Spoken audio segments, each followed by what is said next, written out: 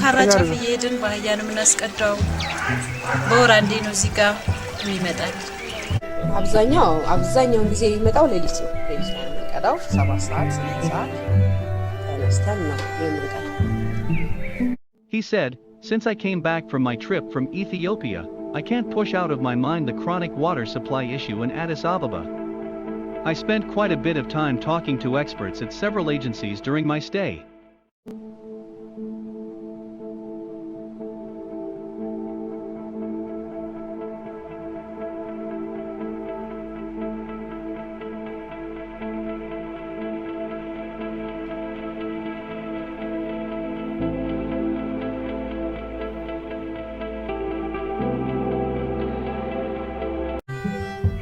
የሚመጣው ባህያን የምናስቀዳው ቦታ ካራጨፍ እየሄድን ባህያን የምናስቀዳው በወር አንዴ ነው እዚህ ጋር የሚመጣል።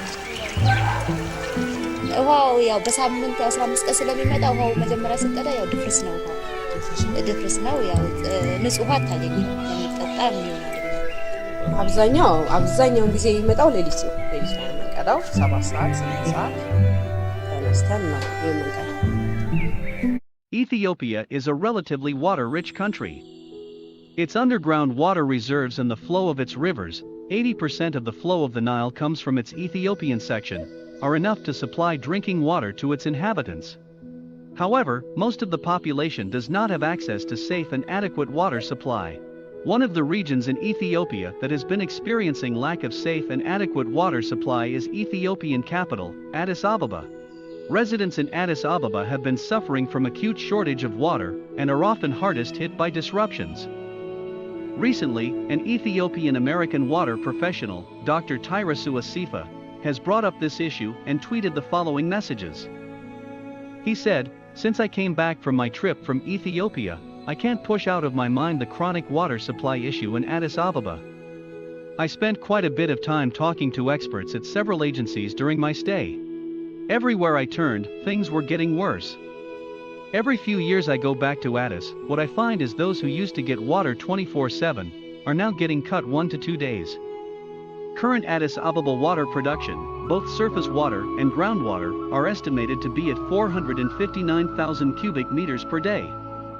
Of this, groundwater is generously estimated at 290,000 cubic meters per day. We estimate current full water demand to be 1,158,130 cubic meters per day. That is only 40% coverage.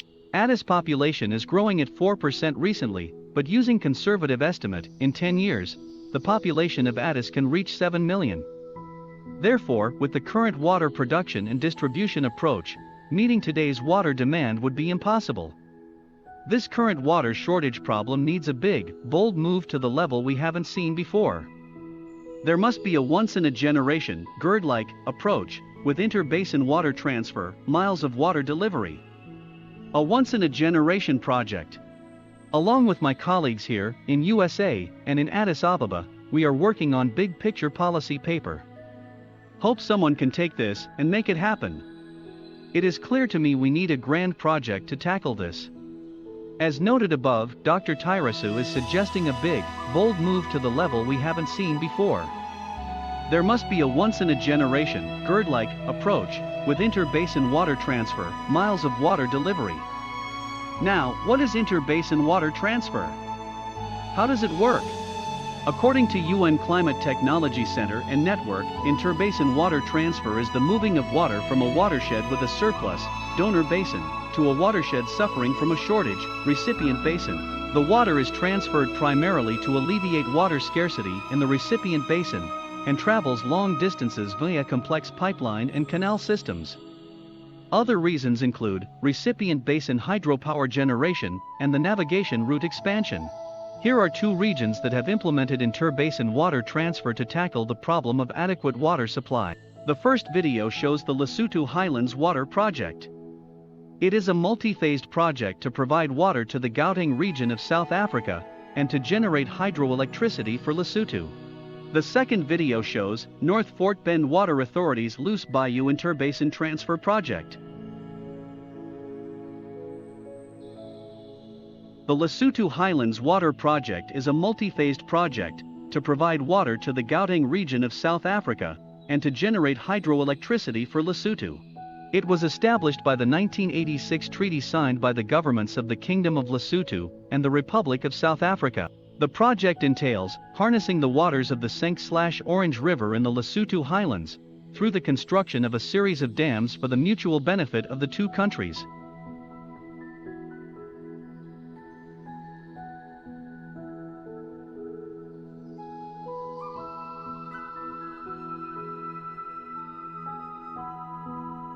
The North Fort Bend Water Authority of Texas is currently constructing the infrastructure required to treat and deliver an additional 68.5 million gallons a day of surface water. This reliable source of water is in the Trinity River. 68.5 million gallons a day share of the surface water must be transferred from the Trinity River to Lake Houston, where it will be treated at a surface water treatment plant before it is pumped through large-diameter water lines across the city of Houston to North Fort Bend Water Authority.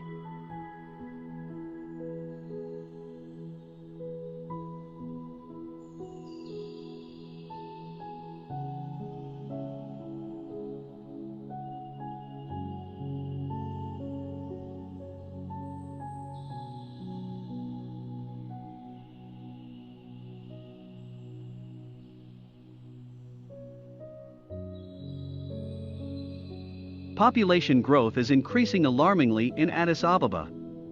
An increase in population growth rate, coupled with an increase in living standards, will create water crisis for the city in the future. Thus, proactive steps need to be taken to avert this situation.